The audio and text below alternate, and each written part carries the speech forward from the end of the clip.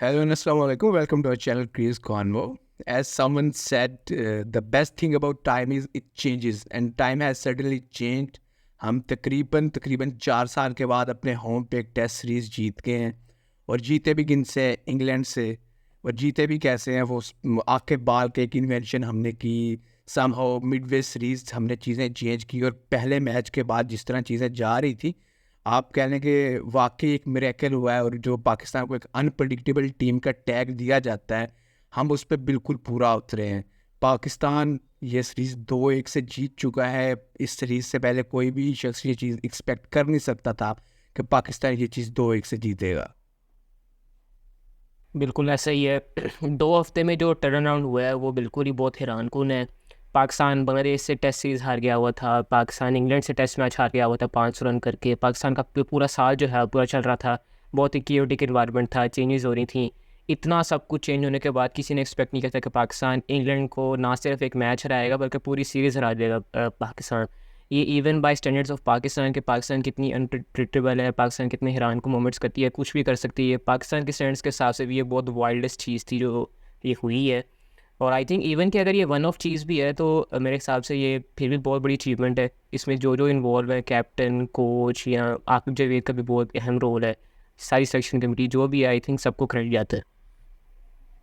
मेरे ख्याल में जैसे हम दोनों ने एक बात की, कोई भी एक्सपेक्ट नहीं कर रहा था कि पाकिस्तान ये सीरीज़ जीतेगा। ये गलत बात है। मैंने एक्सपेक्ट किया था। हमने जो प्रोडिक्शन की थी हमारी रिव्यू सीरीज़ में उसमें मैंने भी कहा था नहीं, कि लेकिन पाकिस्तान 2-1 से आके प्रेडिक्शन की भी रीज़न कुछ और थी ना, तो नहीं, आप मैंने कहा था कि मेरे पास कोई लॉजिक नहीं है, मुझे फील आ रही है। वो मैंने कुदरत के निज़ाम के अच्छा लिहाज से कहा था। तो मैं तो एटलीस्ट ये अच्छा, वो एक्सपेक्ट कर रीज़न रहा था। आपने और वो सॉरी वो कैमरे में वीडियो में नहीं आई थी, वो आपने ऑफ द फील्ड बताई थी मुझे, ऑफ द कैमरा। तो अच्छा ऑफ द रिकॉर्ड चीज़ों को ऑफ द रिकॉर्ड ही रखा जाए तो बेहतर है। तो और उसके अलावा अगर देखा जाए तो दूसरे और तीसरे मैच को अगर पहले मैच के साथ कंपेयर किया जाए तो सिर्फ हम पिच की कंडीशंस चेंज तो हम बड़ा देख रहे हैं, लेकिन इसके अलावा बहुत सी चीज़ें चेंज हुई हैं। हमारा पहले मैच में जो फ्रंट लाइन स्पिनर था वो अगले 2 मैचेस में कहीं नज़र नहीं आया। हमारी बैटिंग में बाबर को रेस्ट कर दिया गया, शाहीन नसीम। तो बहुत सारी ये सिर्फ पिच की वजह से ये रिजल्ट चेंज नहीं हुए। मेरे ख्याल में जो और भी चीज़ें उसके इर्द गिर्द चेंज हुई हैं उसका भी रिजल्ट पर काफ़ी ज़्यादा इम्पैक्ट पड़ा है। ऐसे ये सेकंड टेस्ट मैच जो पाकिस्तान जीता था वो काफ़ी लोगों को लग रहा था कि गैम्बल है। हमने भी कहा था कि पाकिस्तान ने गैम्बल लिया, पाकिस्तान का गैम्बल जो है कामयाब साबित हो गया है। इंग्लैंड वाले भी बहुत कह रहे थे कि टॉस का एडवांटेज भी था, यूज्ड पिच आपको हर जगह नहीं मिलेगी, पिच पता नहीं आप बना पाओगे कि नहीं बना पाओगे।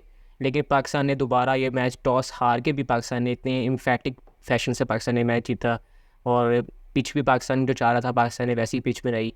तो आई थिंक इस जो सबसे मेन चीज़ पिच का इसलिए रोल आ रहा है क्योंकि आपके प्लेयर्स तो यही थे। आपको ये चीज़ अब नज़र भी आई कि प्लेयर्स आपके सही हैं, स्किलफुल हैं, आपको कंडीशन सही प्रोवाइड करनी है, इनको सही तरह यूटिलाइज़ करना है तो ये आपको परफॉर्मेंस दे सकेंगे। और अब ये चीज़ देखना होगी कि पाकिस्तान जो है रेगुलरली जो पिच चाह रहा हो, बेशक ये स्पिनिंग पिच ना हो, सीमिंग पिचेस हो, लेकिन जो पिच आप चाह रहे हो वो पिच रेगुलरली बननी चाहिए। ऐसा ना हो कि वन ऑफ मैच में आपकी कोई पिच बन जाए तो ठीक है, वरना ना बने। इस पे एक जहाँ तक पिचेस की बात हुई है कि अगर आपने इन 2 मैचेस में ये विकेट तैयार कर लिए हैं तो पहले जब हमने फ्लैट टैक्स बनाया था तब हमसे ये विकेट्स क्यों नहीं तैयार हो पा रहे थे।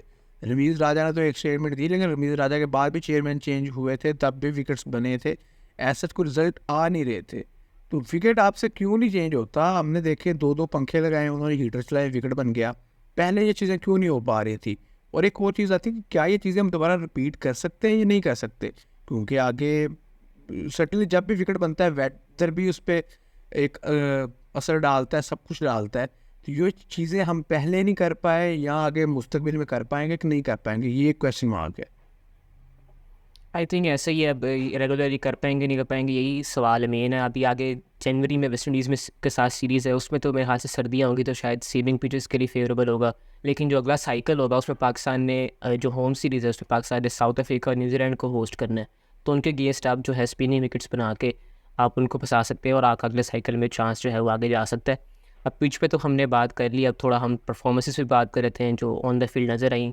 ठीक है, पिच अच्छी है लेकिन फिर भी आपको एग्जीक्यूट तो करना है ना अपना स्किल। वही स्किल इंग्लैंड के लिए भी थी, वही स्किल हमारे प्लेयर्स के लिए भी थी, लेकिन एक बहुत वाज़ेह फ़र्क नज़र आया। साजिद खान और रुमान अली ने दोबारा बॉलिंग से जो है मतलब बॉलिंग में 2 ही नाम काफ़ी है हमारे लिए। हम पहले कहते थे कि 4 प्लेयर हो, 5 प्लेयर हो, 2 प्लेयर अगर भी हो स्किलफुल हो तो वो नज़र आता है कि वो काफ़ी हैं।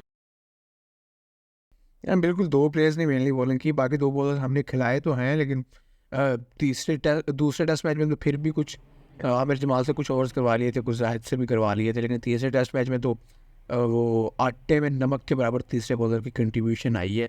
और उसमें भी फिर कुछ क्वेश्चन मार्क थे ड्यूरिंग द टेस्ट मैच, अगर आपने 2 बॉलर यूज़ करने थे तो आपने 2 मज़ीद बॉलर क्यों खिला रही, उनकी जगह पे आप बैटिंग ऑलराउंडर, बॉलिंग ऑलराउंडर खिला सकते थे। लेकिन समहाउ जब आप सीरीज़ जीत जाते हैं तो बहुत सी चीज़ों पे आपका पर्दा डल जाता है। तो उसमें फिर वही चीज़ें कि आपने 2 बॉलर के साथ अगर स्पिन ट्रैक बना के आप कामयाब हो सकते हो, तो फिर मुस्तकबिल में आप अपने जो टीम कंपोजिशन है उसको थोड़ा इन अ बेटर वे आप उसको मैनेज कर सकते हो। तो ये चीज़ें, जब तक बॉलिंग की बात है तो साजिद खान और रुमान ने आउटस्टैंडिंग बॉलिंग की है। मतलब था विकेट, स्पिनिंग विकेट था, स्पिन हो रहा था, टर्न हो रहा था, सब कुछ था। लेकिन अगर उसके ऊपर भी एक अजीब सा बॉलर लगा ले जिसका कुछ स्किल ना हो, सीधा तेज़ तेज़ मारता जाए, तो वो कुछ नहीं कर पाएगा।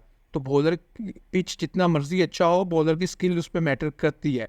तो साजिद खान और नुमान ने बड़ा अच्छे से दिखाया है कि हाँ भाई, उनके अंदर कुछ है। और हम नुमान की तो एज पे भी बात बहुत ज़्यादा हो रही थी, हमने भी की थी कि वो शायद विकेट लेके तो पाकिस्तान के सबसे एजड बॉलर हो गए विकेट लेने वाले, तो उन्होंने तो 20 विकेटें ले दी हैं। हाँ, लेकिन वो एक्सपीरियंस भी नज़र आया ना आपको, हमने कहा था फ्लिप साइड पे आपको एक्सपीरियंस भी नज़र आता है। तो अगर आपको इमीडिएट सोल्यूशन चाहिए तो इससे बेहतर कोई सोल्यूशन नहीं था आपके पास स्पिनर्स स्पिनर्स की मौजूदगी में। फिर दूसरा साजिद और नुमान ने दोनों को एक दूसरे को जो है कॉम्प्लीमेंट बहुत अच्छे तरीके से किया था। मतलब नुमान जो थे वो पेस वेरी कर रहे थे अपना कंसिस्टेंट लाइन एंड लेंथ पे, साजिद जो थे वो ज़्यादा वो अपनी एनर्जी लगा रहे थे। तो दोनों ने अच्छा कॉम्प्लीमेंट किया। फिर बॉलर्स ने तो कंट्रीब्यूट किया ही मैच, दोनों इन्होंने बैटिंग भी अच्छी की। बैटिंग में भी जब पाकिस्तान के भी 90 रन मेरे ख्याल से लीड में भी रहते थे, ट्रेल कर रहा था पाकिस्तान फर्स्ट इनिंग्स में, तो वहाँ पे आके दोनों ने ऑलमोस्ट 40-45 रन की अच्छी इनिंग्स खेली थी अच्छे रन रेट के साथ। उससे इंग्लैंड पे बहुत प्रेशर पड़ा था। फिर जहाँ हम बैटिंग की बात कर रहे हैं वहाँ पे साउथ शिकिल का बहुत अहम रोल है। मैन ऑफ द मैच हुए वो, कहा जाए कि मैच की जो है इस विन की जो बेस है वो साउथ शिकिल ने सेट किया। हालांकि उनको एक चांस मिला था जब वो 26 रन में कैच छूटा था, लेकिन फिर भी उन्होंने पूरा इसको कैश इन किया। बिल्कुल ऐसी सोच की इनिंग्स बहुत आला थी। उसके अलावा अगर बाकी बैटिंग लाइनअप की बात की जाए तो तीसरे टेस्ट मैच में तो हमने प्रीडोमिनेटली पहली इनिंग्स ही खेली है। उसके अलावा अगर बैटिंग की बात की जाए तो ओपनिंग स्लॉट मुझे खाली होता नज़र आ रहा है। अब्दुल्ला शफीक से रन्स नहीं हो पा रहे। पहले टेस्ट मैच में उन्होंने रन्स कर दिए थे, लेकिन उसके बाद उसकी भी दूसरी इनिंग्स में 0 पे आउट हो गए। उसके बाद वो कंसिस्टेंटली बड़ा रन्स करने में कामयाब नहीं हो पा रहे। तो मुझे लग रहा है कि अब्दुल्ला शफीक पर मैं चाहता नहीं हूँ, लेकिन मुझे लग रहा है उन पर मुश्किल टाइम आने वाला है, क्योंकि पीछे बाबर को रेस्ट दिया है हमने, तो उसको भी हमने वापस ला कहीं ना कहीं एडजस्ट करना है। तो हमारी ये कि बैटिंग लाइनअप मुझे बहुत जल्दी दोबारा चेंज होती नज़र आ रही है। हो सकता है अभी तो साउथ अफ्रीका की सीरीज़ अभी महीने बाद है। पाकिस्तान की अगली असाइनमेंट साउथ अफ्रीका में होगी, मुश्किल सीरीज़ है पाकिस्तान की। लेकिन उससे पहले जो है पाकिस्तान का जो है फोकस शिफ्ट होगा वाइट बॉल की तरफ।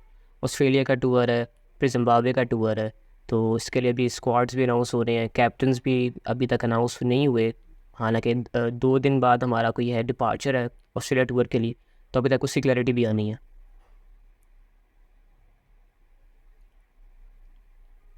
हाँ, जल्दी क्या, इतनी जब सबको पता ही है कौन कैप्टन बनने लगा है। बाकी फिर जो है कैप्टन अनाउंस होगा या स्क्वाड्स अनाउंस होंगे तो अगली सीरीज़ का प्रीव्यू भी हम करेंगे। तो see you in the next video. Allah हाफिज़। अल्लाह हाफिज़।